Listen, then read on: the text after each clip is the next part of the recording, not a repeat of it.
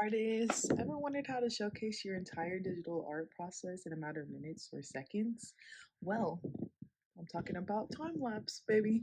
So, today I'm going to be showing you guys how to set up a good quality time lapse in Procreate. So, let's go ahead and dive in. I'm going to show you my setup. As you can see, time-lapse recording is a fantastic way to condense hours of work into a short video. So here is just the basics of the time-lapse when you get into Procreate, but let me go ahead and show you how to set up a good quality Procreate when you're starting a new piece. So when you go to the plus button to do a new creation, you're gonna go to the custom canvas with the black squares. You're going to obviously type in the size that you want and then go to time-lapse settings. So I have it on 4K and lose less.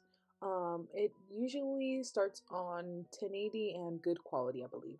So then you're going to click create. You can't change these settings after you hit create, so make sure you do this beforehand.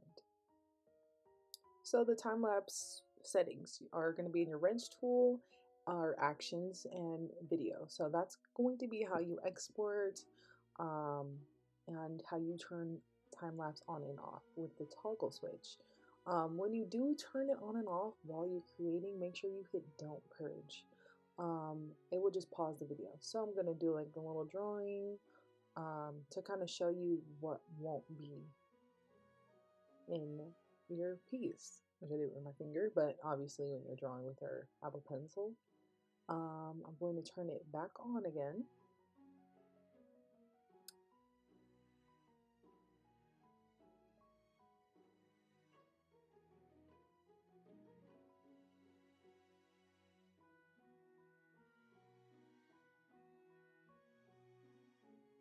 So now you'll be able to see that when I did the paused writing, it's not in my video.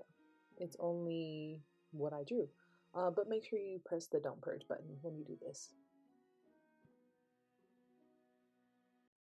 So these are just a few clips of a commission piece that I did.